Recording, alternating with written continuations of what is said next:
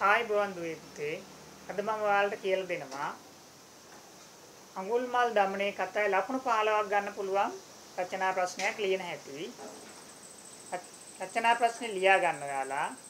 අඟුල්මාල් ස්වර්ගයේ ක්‍රියාකලාපයේ හේතු කොටගෙන අංක 1 ලියා ගන්න. ජන ජීවිතයේද අංක 2 ප්‍රමිලක් අංක 2 රාජ්‍ය පාලනයේද අය වෙනම ලියන්න. අඩාල වන ආකාරය සිත් ගන්නා අයුරින් ගුරුළු ගෝමීහු ඉදිරිපත් කරයි. එක් කරුණකට උදාහරණ දෙක බැගින් දෙමින් පැහැදිලි කරන්න. ඔන්නෝම අපිට විභාගයට ප්‍රශ්න එන්නේ. කොහොම ආවට පස්සේදී ඔයාලා හොඳට මතක තියාගන්න අර වෙනද වගේ ආරම්භය ලියන්න ඕන. අඟුල්මාල් දමනය කතාව ගත්තේ මොන පොතෙන්ද? කතුවරයා කවුද? යුගයේ සරලව ලියන්න. ඊට පස්සේ රෝම ඉලක්කම් 1 යටතේ උදාහරණ දෙකකින් විස්තර කරනවා. රෝම ඉලක්කම් 2 යටතේ ආය උදාහරණ දෙකකින් විස්තර කරනවා. ඒ විදිහට තමයි ලකුණු 15 ඔයාලට ලැබෙන්නේ. අර ලකුණු 10ක් ලැබෙන්නේ උදාහරණ 3කින් විස්තර කිරීමෙන් දෙන ප්‍රශ්නවලදී විතරයි. හරිද? හරි පුතේ. දැන් අපි මේක ලියමු. විස්තර කරමු. ඔයාලා මේ කතාව ඔක්කොම ඉගෙනගෙන ඇත්තේ විස්තර ඇතිනේ. මම උදව් කරන්න ලියන හැටි. දැන් අපි ආරම්භ කරමු කෙටියෙන්ම. පොළොන්නරු යුගයේ ගුරුළුගෝමී පඬි විසින් රචිත අමාවතුර ග්‍රන්ථයේ එන අඟුල්මාල් දමන කතාව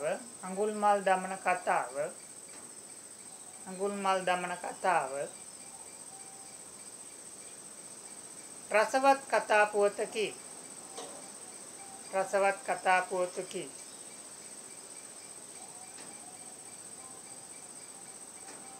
දක්ෂ ශිෂ්‍යයෙකු අහිංසක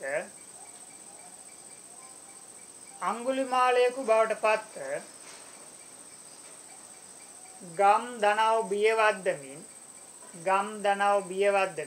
ගම් දනව් බියවද්දමින්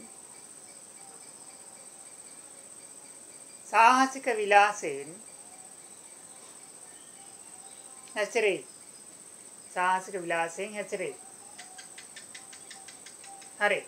ඊළඟට දැන් ඔයාලා අංක 1 දාන්න. ප්‍රමිලක 1. ඒ කියන්නේ ජන ජීවිතය අඩාල වන ආකාරය. ජන ජීවිතය අඩාල වන ආකාරය ඔයාලා දන්නවා.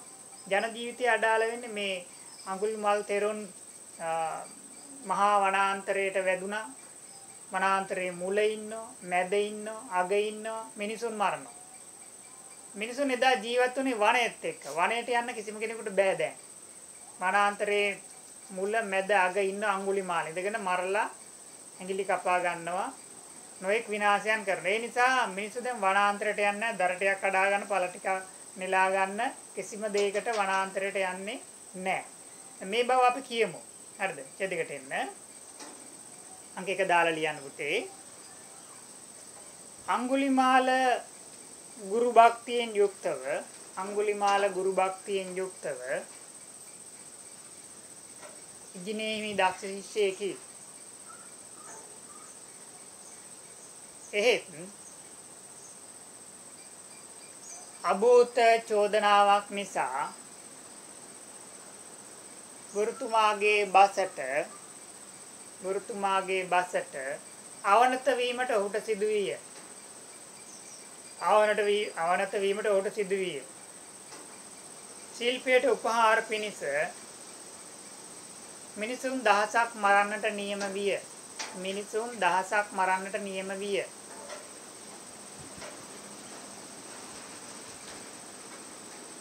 ඒ ඉටු කිරීම සඳහා ඔහු පංචාවුදගෙන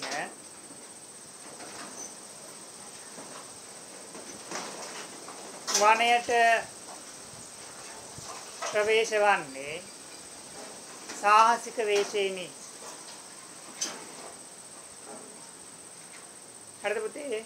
දැන් අපි පෙරලිකමාවල් ලියමු. පෙරලිකමාවල් ලියන කොටස හේ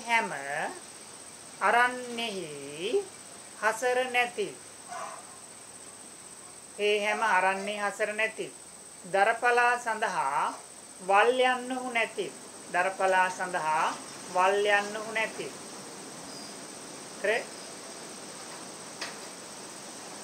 හරි පිළිගම වහන්න දැන් අපි ආයෙ විස්තරයක් කරමු මේ නිසා බලවත් දුක් පීඩාවලට මහ ජනතාවට ගොදුරු වීමට සිදුවේ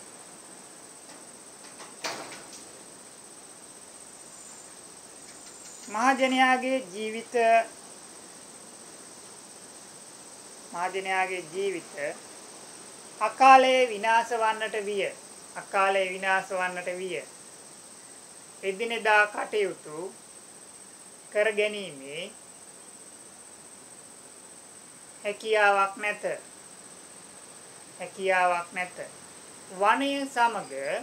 වනය සමග ජීවත් වූ ඔවුන්ට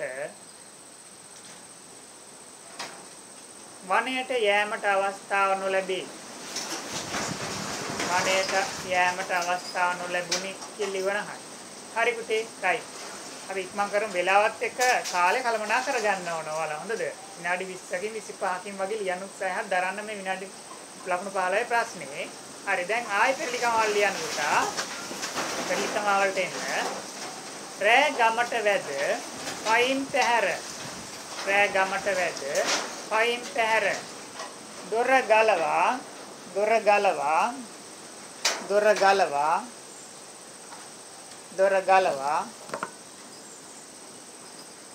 දොර ගලවා එහි හොතුවන් මරා පියා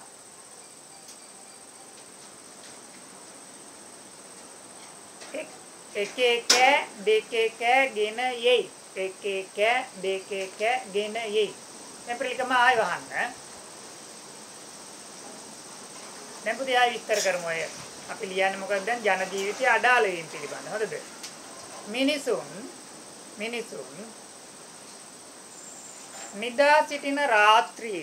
නිදා සිටින රාත්‍රියේ ගෙවල් වලට වැඩි ඔවුන් ඇදගෙන ගොස් ඇඟිලි කපා මරා දමන සොරෙකුගේ ස්වරූපය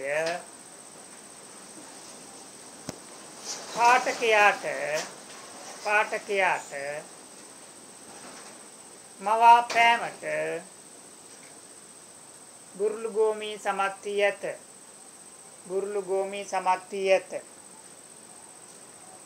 ගුරුළුගෝමී සමත් ඇත කියලා තියෙන්නේ පුතේ. ඒතර මේ කතුවරේ විශේෂ දක්ෂතා තමයි යෝවා. හරිද? අපේ නාට්‍යමය ස්වරූපයෙන් සියල්ලක්ම පෙන්눔 කරනවා. තපොඩ්ඩලියන් පුතේ ඒකටම තම ජීවනෝපායන් අවුල් ගෙවල් දොරවල් වල ගත කිරීමට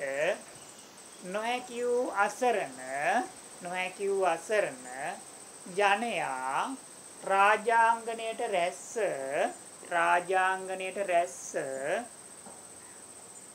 විලාප නැගීමෙන්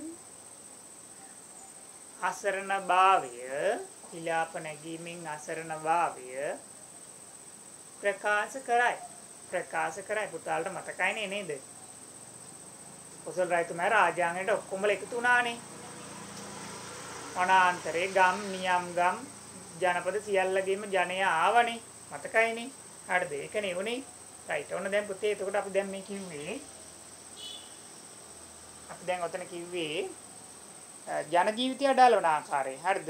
ජන ජීවිතය අඩාල වන ආකාරය දැන් අපි කිව්වා. අපි රාජ්‍ය පාලනය අඩාල වන ආකාරය. දැන් පුතේ ආයි රොමිලකන් දෙක දාන්න. අන්න එමය ලියන්නේ. රොමිල එකේ උදාහරණ දෙක හරි. දැන් රොමිලකන් දෙකේ උදාහරණ දෙක ලියනවා. අඟුලිමාල සරුගේ ක්‍රියාකලාපය නිසා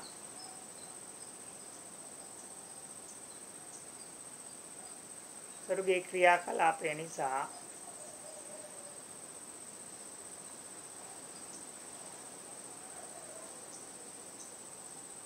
රාජ්‍ය පාලනයද බිඳ වැටුණි. රාජ්‍ය පාලනය බිඳ වැටුණි. සොරාගේ ක්‍රියාකලාපය නිසා ගම්දනව් කැළඹි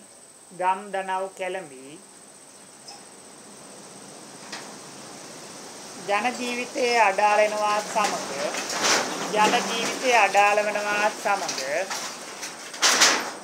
වෙනවා සමග රාජ්‍ය පාලනයේද අඩාල විය.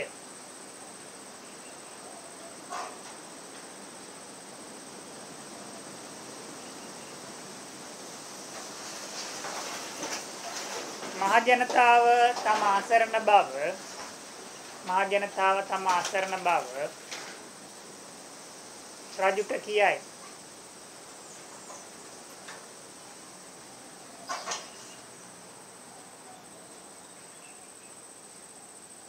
බව රජුට කියයි. අවසානයේ රජමාලිගාවේ මිදුලෙහි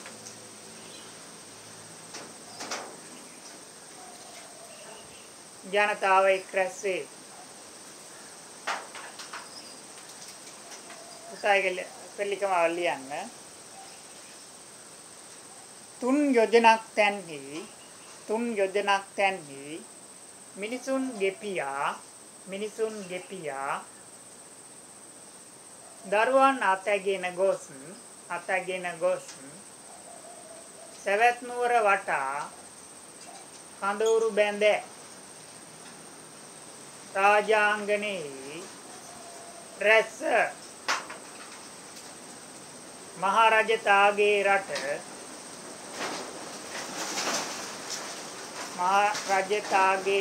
අඟුලිමාල නම් සොරෙක් වී යැයි කියා වලපිත්. හරිද පුතේ? හරි. ඊළඟට අපි තා පොඩි විස්තරයක් කියමු එකටත්.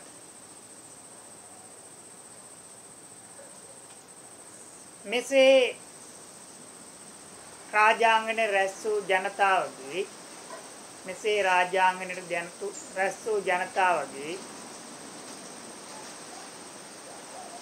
වේදනාව ඉල්ලීම හා විරෝධයේ හමුවේ කොසල් රජුට තම සියලු බලය යොදා සොරා ඇල්ලීමට සිදුවෙයි.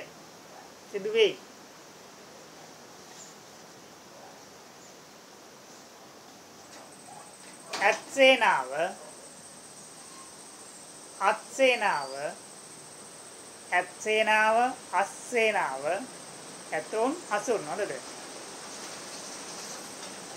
ප්‍රියසේනාව සහ පාබල සේනාව ඔහු හමුවට ඔහු ඇල්ලීමට යවයි.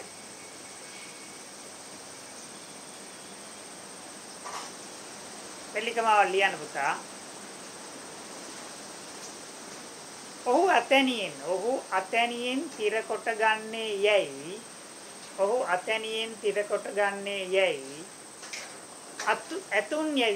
ඇතුන් යැවීය.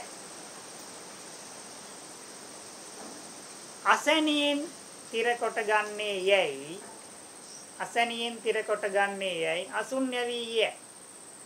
හරි පුතේ, දැන් පෙළිකමාව අහන්න. මෙන්න මේවා පාඩම් කරගන්න ඕන ඔයාලා.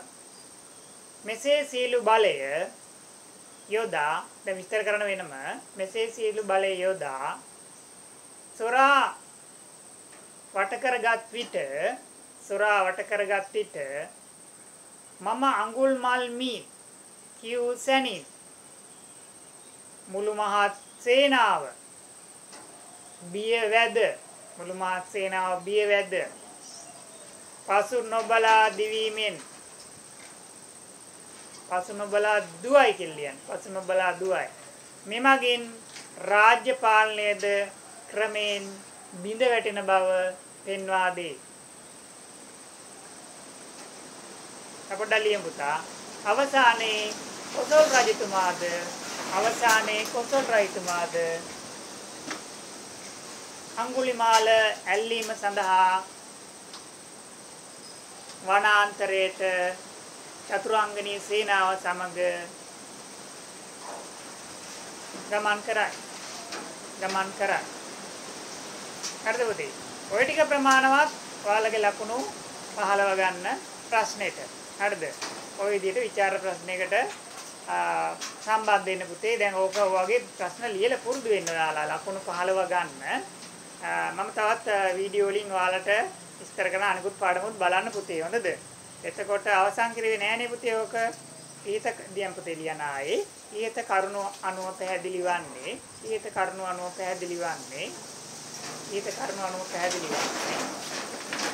අමාවතුර කතුවරයා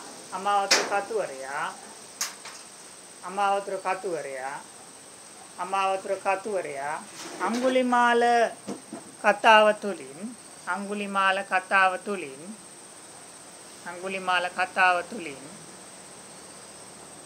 ජන ජීවිතයේ අඩාල වන ආකාරය හා රාජ්‍ය පාලනයේ අඩාල වන ආකාරය ඊටමත් ලගන්නාසුළු අයුරින් ඉදිරිපත් කර ඇති ආකාරයයි. හරි නේද පුතේ? එහෙනම් සියලු දෙනාටම ආයුබෝවන්.